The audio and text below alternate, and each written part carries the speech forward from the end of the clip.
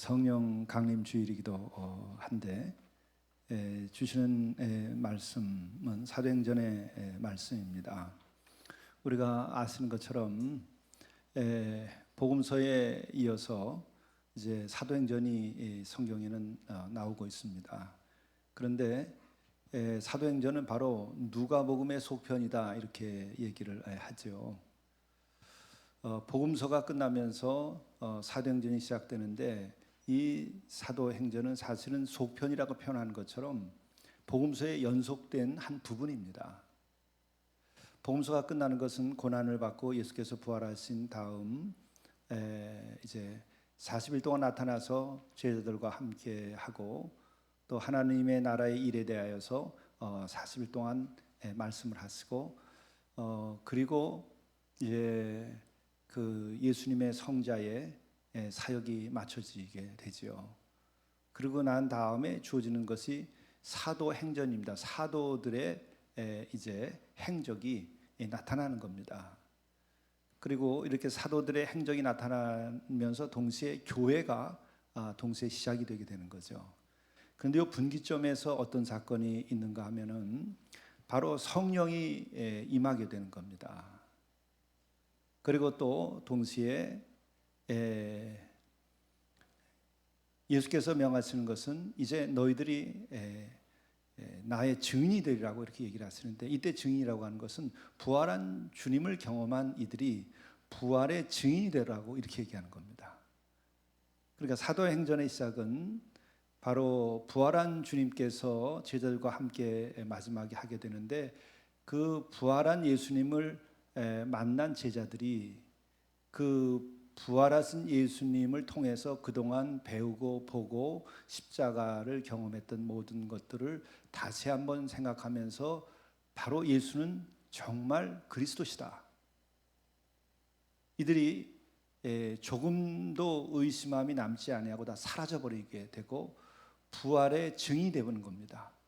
그리고 부활의 증인이 될 때 성령이 임하심으로써 이제 사도행전이 시작되는데, 이것은 그래서 성령의 행전, 사도행전은 그렇게 부르고 동시에 사도들의 행전이기 때문에 사도행전이라 하는 것이고, 또 사도의 행전은 다름이 아니라 부활 증인들의 행전입니다. 그래서 교회 공동체는 이 가운데에서 저절로 세워진 거예요. 그러니까 교회라고 하는 것은 바로 예수의 공동체, 예수의 몸된 교회이죠. 그런데 이건 그래서 성령의 공동체고 부활 증인의 공동체다. 이것 말고 다른 것이 있는가? 이게 전부예요. 이것이 내 안에서도 이해가 되고 또 성취가 되고 내가 경험되어져서 내가 교회의 일원이 되는 것은 그리스도의 몸의 한 부분이 되는 것이요, 또 성령의 은혜 가운데 내가 함께 인도하심을 성령에 따라 살아가게 되는 것이요, 동시에 부활한 주를 모시고 그 부활한 주님이 내 안에서 먼저 선포돼야 됩니다. 그리고 그것이 그로 인하여 내가 부활의 증인된 삶을 살아낼 수 있게 되고, 또 그로 인해서 내 삶이 이제 온전히 소망 가운데서 새로워지는 거예요. 고난과 슬픔과 역사, 그 고통, 이 모든 것들이 부활을 통해서 다시 한번 다이아몬드처럼 새로워지는 겁니다. 다이아몬드는 어떻게 만들어지는지 아시죠? 그게 흑연입니다. 그러나 흙 가운데서 가장 시커먼 흙이에요.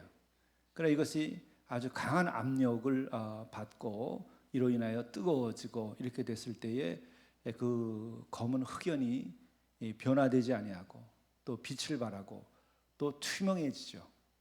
이것처럼 부활은 그동안에 예수님과 더불어서 겪었던 모든 고난, 또 슬픔, 아픔, 차별, 고통, 그리고 십자가의 그 죽음, 그리고 거기서 오는 두려움, 쫓김, 이 모든 것들이, 또 그 과정에서 또 수제자까지도 예수님을 부인하고 배반했던 제자도 있고, 이러한 모든 것들이 정말 예수는 그리스도시고 하나님의 아들이시다, 하나님의 근본 한 분이시다 라고 하는 것을 경험한 다음에 그 증인된 삶을 살아가는 것이죠. 그리고 여기에서 이제 성령이 임하신데, 그것은 예수께서 약속하신 대로 하나님께서 보내주시기로 한 성령이 임하는 겁니다. 그래서 이제 사도의 행전은 시작되고 교회 역사가 시작되는데 이것은 바로 성령의 역사의 과정이기도 하다 하는 겁니다.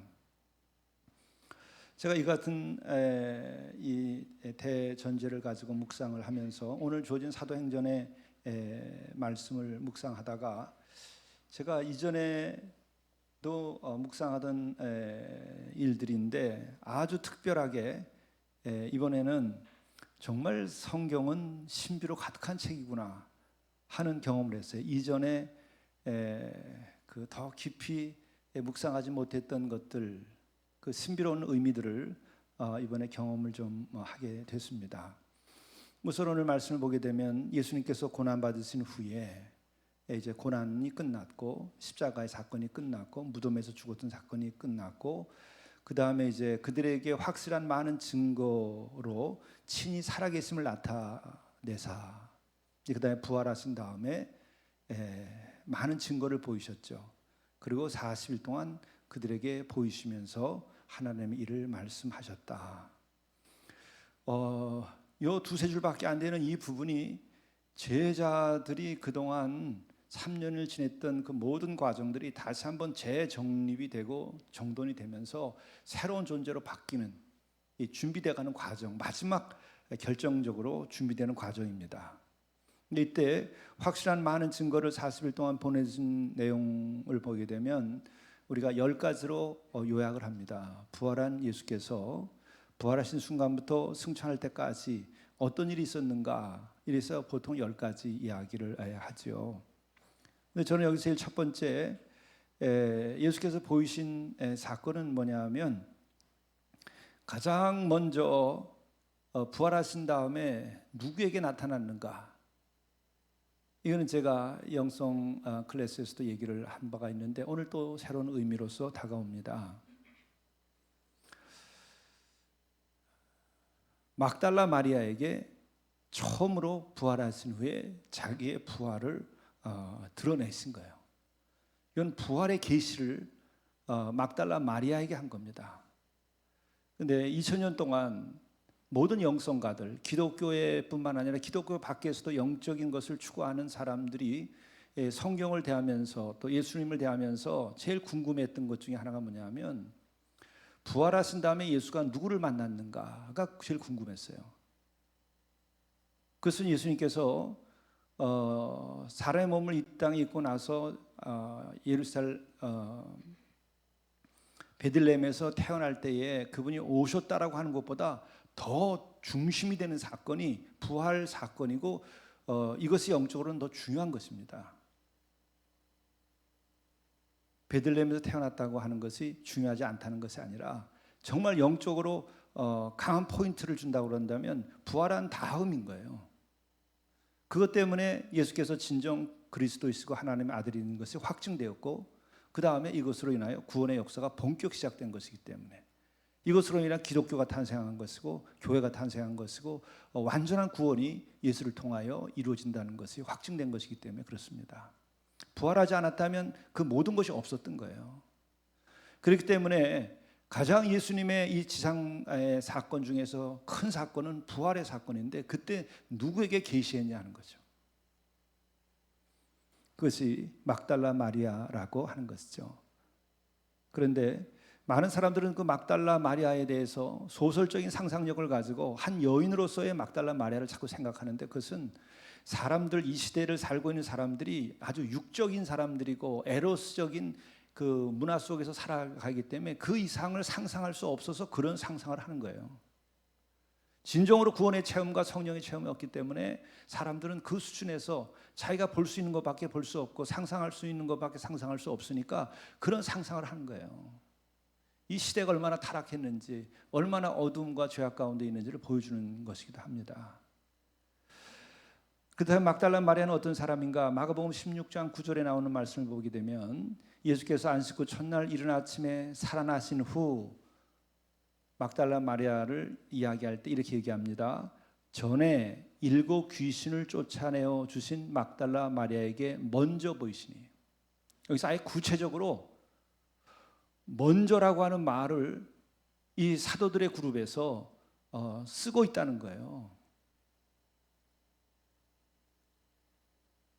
이 교회 공동체가 당시에 예수님과 더불어 살았었던 그 사도들의 공동체에서 막달라 마리아에 관하여 얘기할 때에 먼저 보이신이라는 말이에요. 먼저. 자기네들보다도 먼저.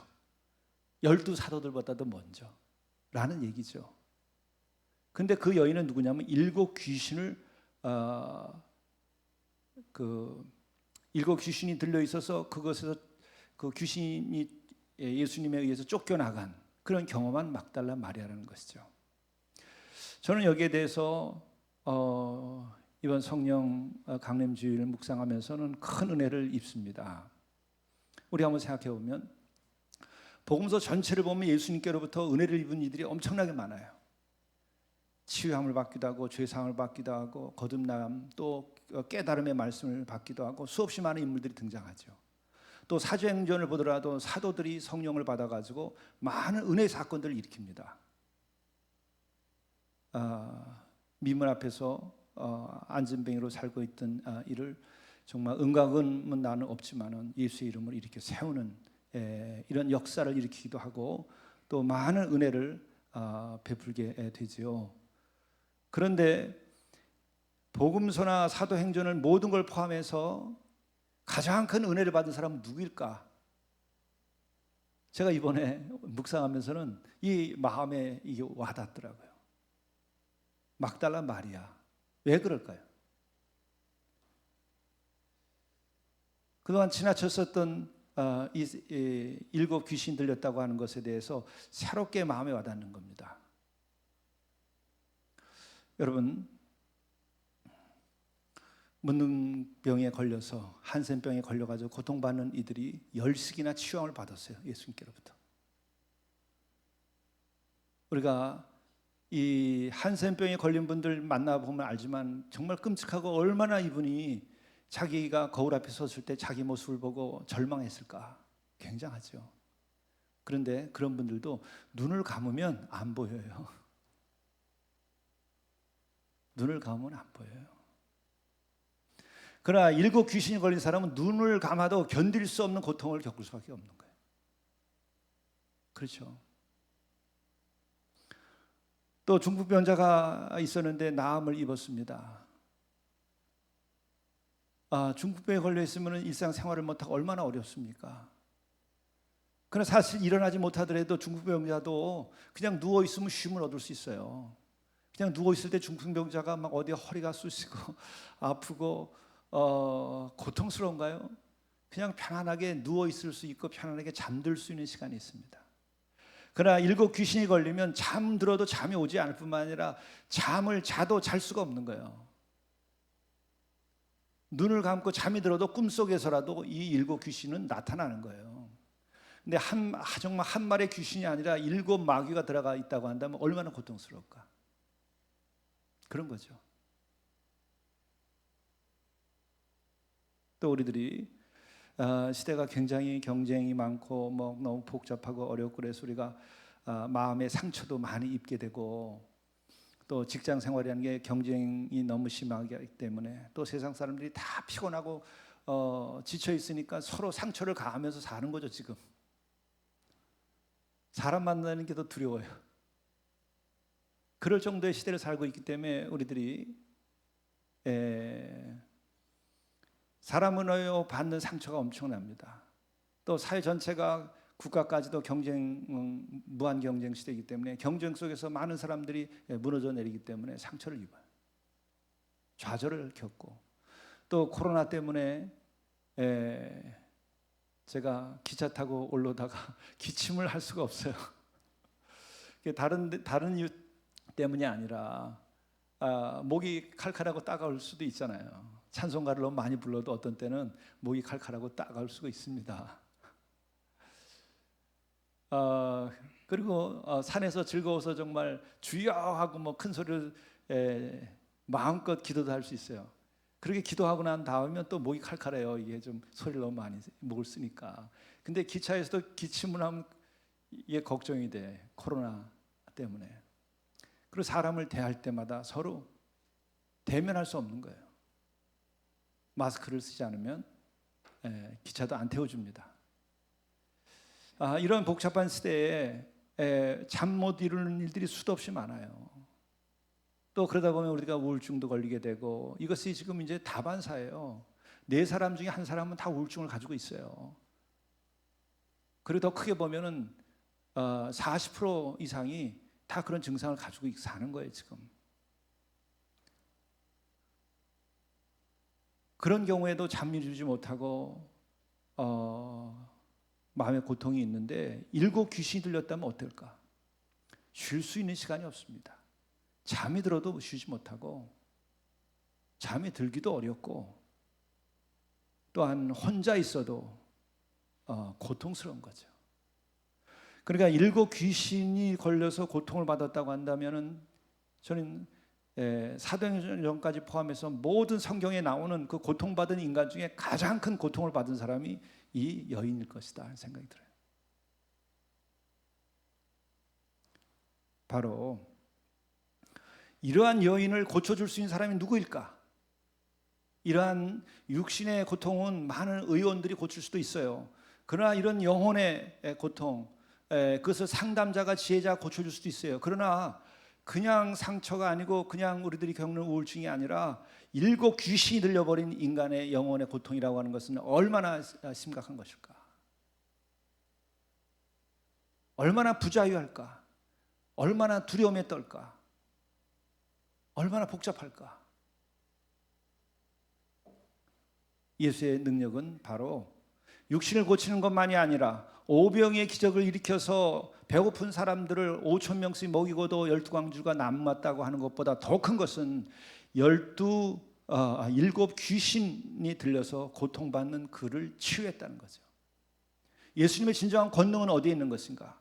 오병이의 기적을 일으켜서 많은 사람을 먹여 살리고, 또한 안진뱅이를 일으키고 눈먼 자를 보게 하고 중풍병자를 일으키는 것보다 더 큰 것은 영혼을 갉아먹고 있는 이 일곱 귀신을 내가 쫓을 수 있는 힘이라는 거죠. 영적 싸움에서 이길 수 있는 힘을 가진 것은 오직 하나님의 아들 그리스도, 우리의 주 예수 그리스도밖에 없다는 거예요. 이러한 은혜를 입었기 때문에 이 여인은 성경을 보게 되면 무덤가에 가서 슬피 울었다는 거예요. 여기에서 그의 슬픔은 어떤 것일까? 팔복의 말씀에서 나오는 애통하는, 슬퍼하는 마음일 겁니다. 무슨 계산 때문에 슬퍼하는 거 아닙니다. 자기 자신의 어떤 이익을 빼앗겼기 때문에 그 이익을 얻으려고 하는 데서 오는 슬픔이 아닙니다.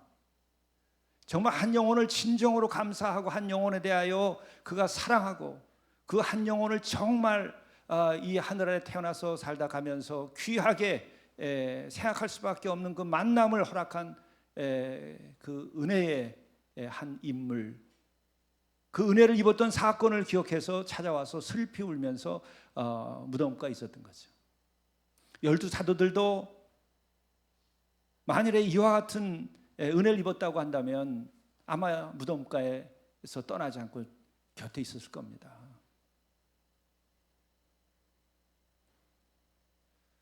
말씀에 대해서 깨닫는 것보다도 은혜를 입은 것이 더 귀한 거예요.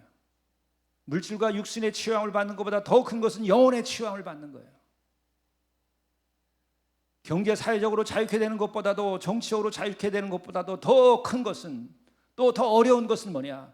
영혼의 자유를 얻는 거예요. 이것은 바로 예수 그리스도를 통해서만 가능한 것이고, 성령을 통해서만 가능한 것이고, 교회를 통해서만 가능한 것이고, 하나님의 나라의 일을 하는 그 가운데서만 가능한 거예요. 경제 사회적인 것들, 정치적인 것들을 많은 사람들이 풀어갈 수도 있어요. 하나님의 나라의 일은 정치, 경제, 사회적인 분야에도 다 영향을 미칩니다. 그러나 그 정치, 경제, 사회 이런 것보다 근본적으로 다른 것은 하나님의 나라의 일, 하나님 나라의 선포는 영혼에 관한 것이라는 거예요. 우리가 그 눈을 떠야 돼요. 내 인생에서도 가장 중요한 문제가 무엇인지, 그것은 정치, 경제, 사회, 그리고 우리들의 수입의 문제가 아니고, 또 나의 건강의 문제가 아니라 더 근본적으로 내 영혼의 회복과 주님을 만나는 만남으로 인하여 영생에 대한 확신과 영혼의 자유를 얻는 겁니다. 우리들의 생애 과정에서 무엇이 제일 중요한 것인가 하는 것을 아는 데만 해도 60년을 살아도 부족할 수도 있어요. 죽는 순간까지도 인생에서 뭐가 제일 소중한 것인지도 모르고 살다가 끝나는 사람들도 수없이 많을 겁니다. 우리가 세상에서 겪는 많은 상처와 어려움들 때문에 그것이 인생의 모든 문제인 줄 알아요. 그러나 그것이 우리 인생의 근본의 문제가 아니에요.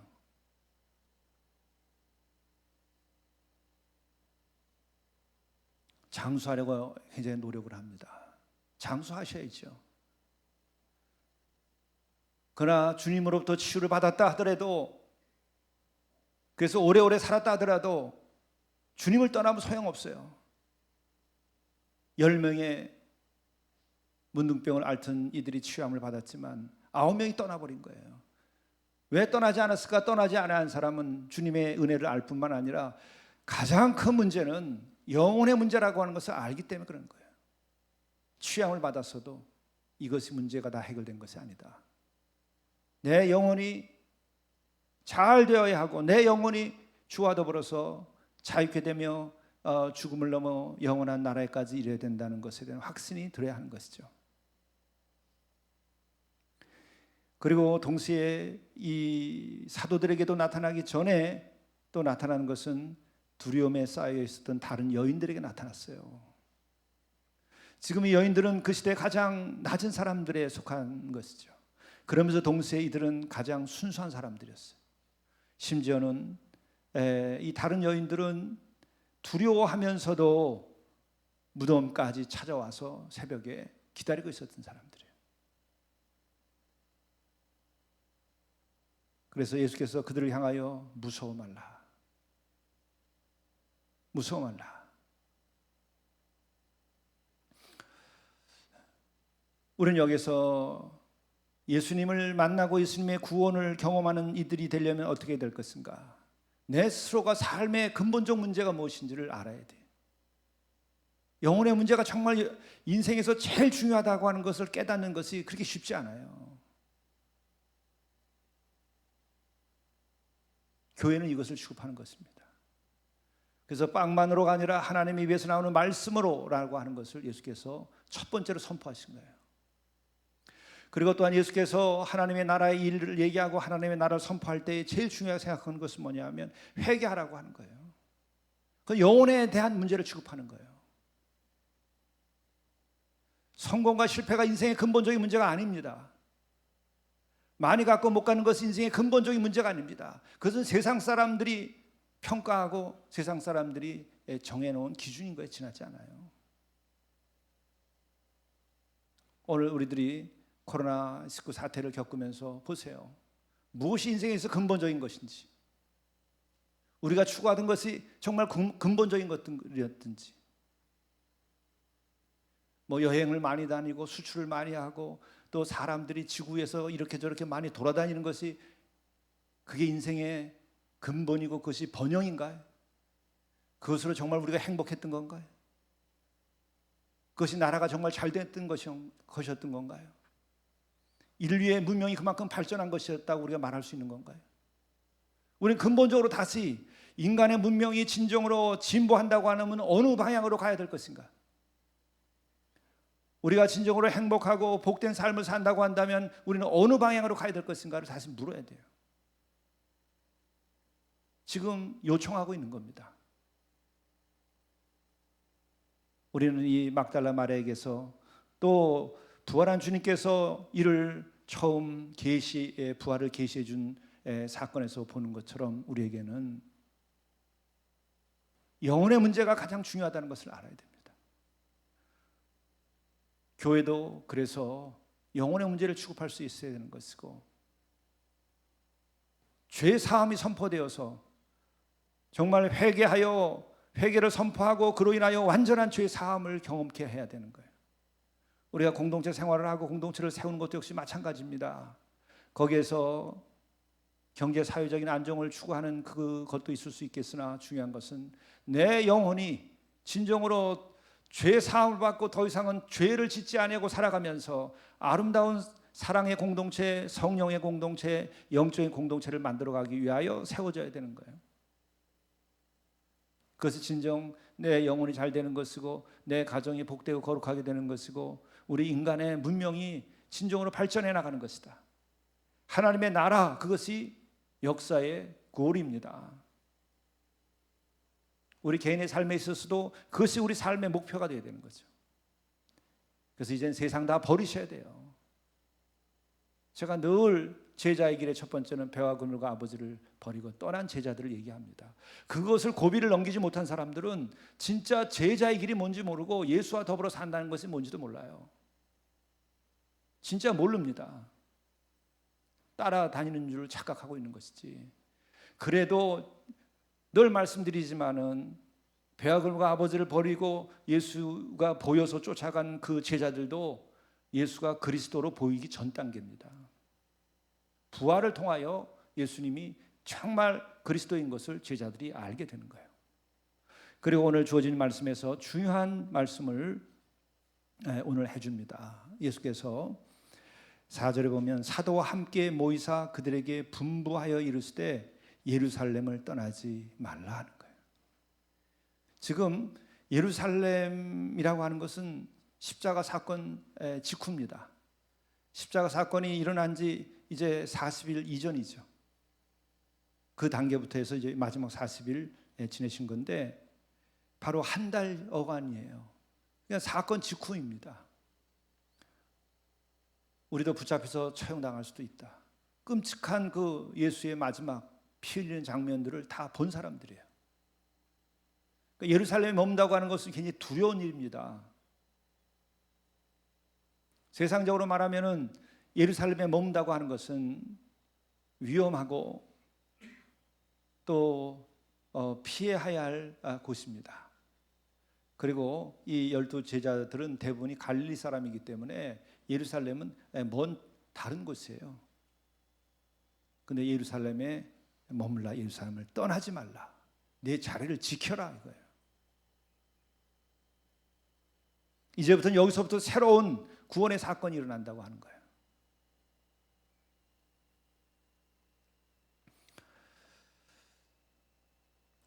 바로 성령이 임한 곳은 어디로 임하였는가?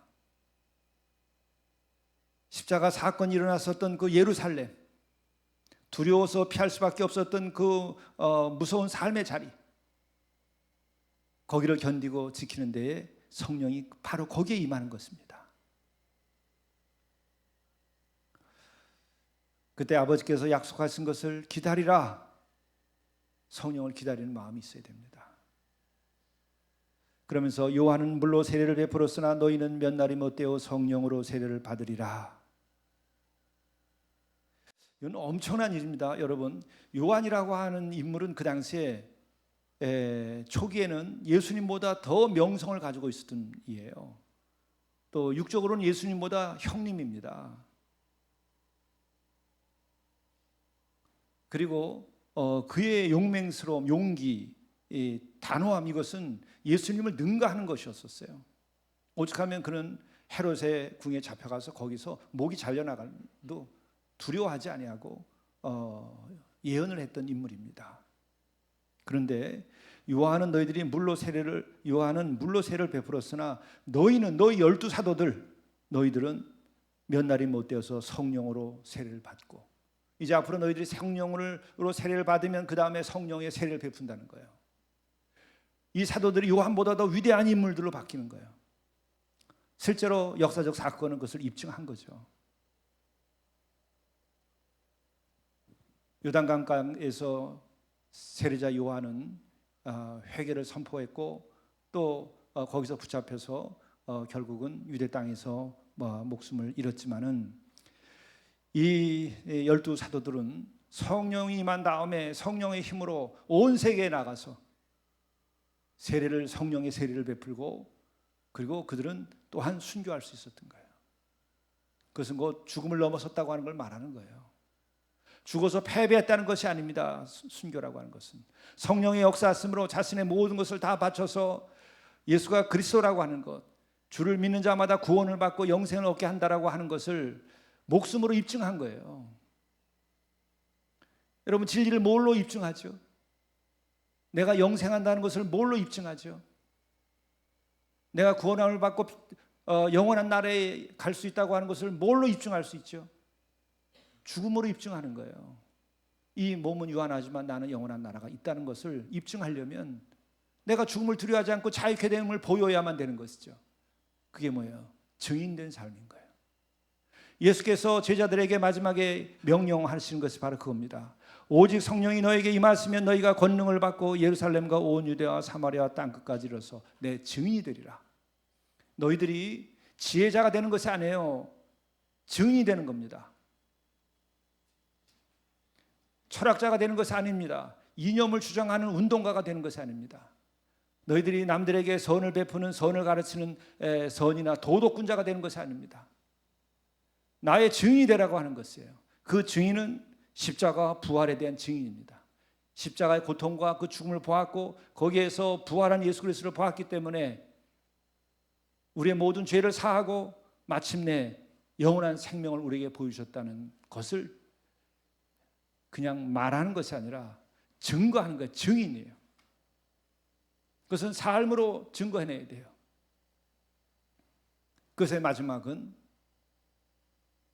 바로 자신들도 십자가를 지고 죽음으로부터 자유케 된 영생을 확증시키는 증인이 되어야 되는 거죠. 순교자는 그와 같은 영원한 생명의 증인이 된 것을 말하는 겁니다. 그런데 이것은 오늘도 말씀하는 것, 드리는 거지만은 이미 앞에서 말씀드린 것처럼 이 같은 일이 일어나게 될 때는 성령이 임하여야만 진정으로 내가 이런 자유를 누려요. 인간적인 이 성령에 의지하게 되면 이런 놀라운 역사를 일으키기 어렵습니다. 안 돼요.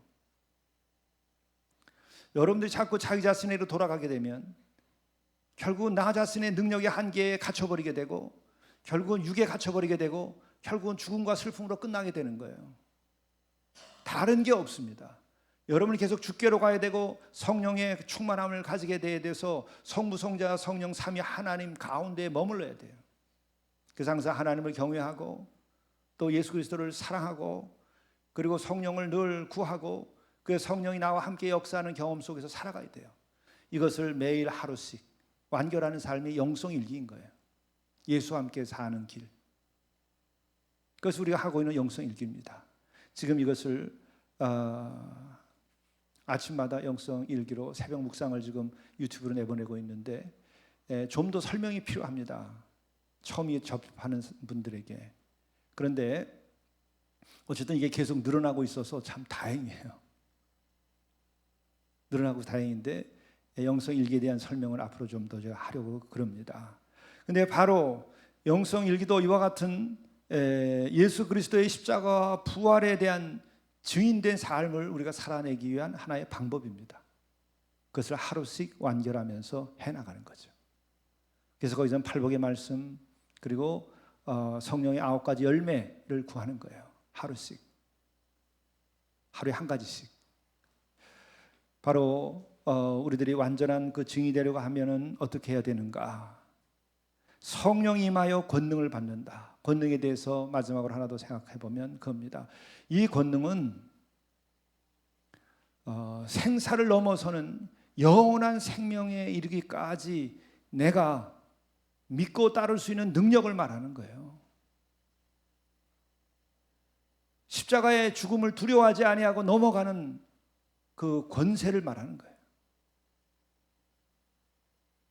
또 이 성령이 임하면은 이 세상에 대하여 두려워하지 아니하고 오직 마땅히 두려워할 자만 두려워하고 또 하나님의 뜻대로 근심하는 근심 가운데에서 우리가 성화되어 나가는 삶을 살아가는 거예요.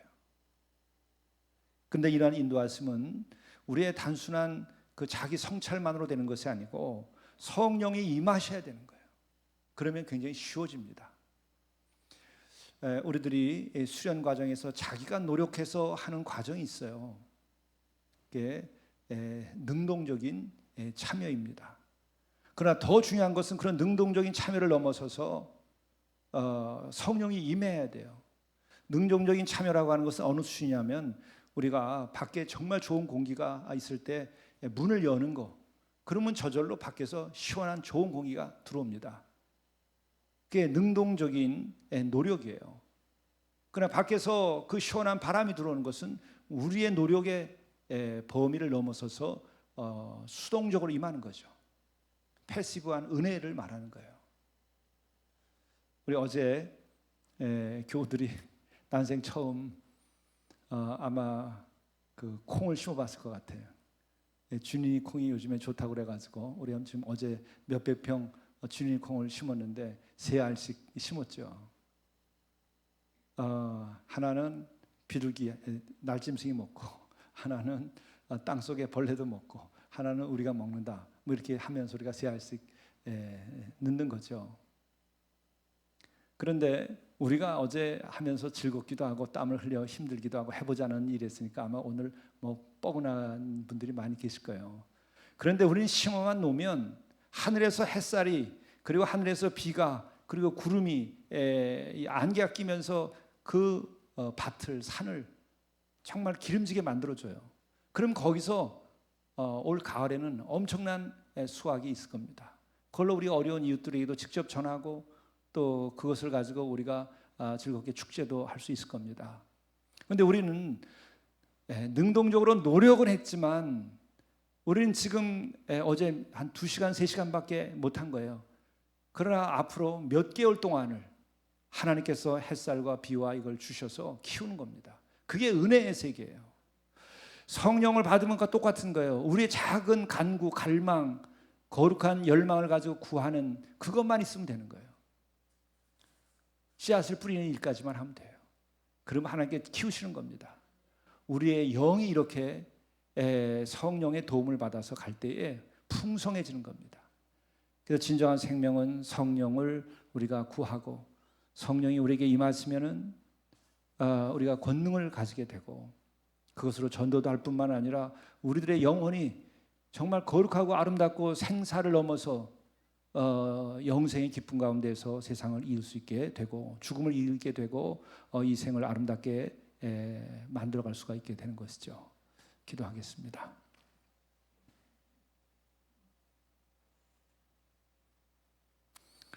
예수께서 여쭈어 이르되 주께서 이스라엘 나라를 회복하심이 이때니까 하니 이르시되 때와 시기는 아버지께서 자기의 권한에 두셨으니 너희가 알 바 아니요 너희들이 바로 알아야 될 것은 오직 성령이 너희에게 임하시면 너희가 권능을 받고 예루살렘과 온 유대와 사마리아와 땅 끝까지로 내 증인이 되리라 하신 말씀 저희들의 마음에 새기고 막달라 마리아가 주님을 사랑했던 것과 같이 또 그가 그 영적으로 치유함을 얻었던 것 같은 그 치유와 사랑을 저희들이 경험하고 가질 수 있게 도와주시오며 또한 성령이 우리에게 임하셔서 우리가 성령으로 인한 권능을 가지고 살아가며 삶과 죽음의 세계를 넘어설 수 있도록 인도하여 주시고 이로 인하여 부활의 증인된 삶을 살며 이것으로 인하여 교회를 부흥케 하고 또한 이 부활의 증인된 삶으로 인하여 죽어가는 많은 영혼들을 소망으로 이끌어가며 또 이 나라와 교회를 구원할 수 있도록 인도하여 주옵소서. 이 모든 말씀을 예수 그리스도의 이름으로 간절히 기도드리옵나이다. 아멘.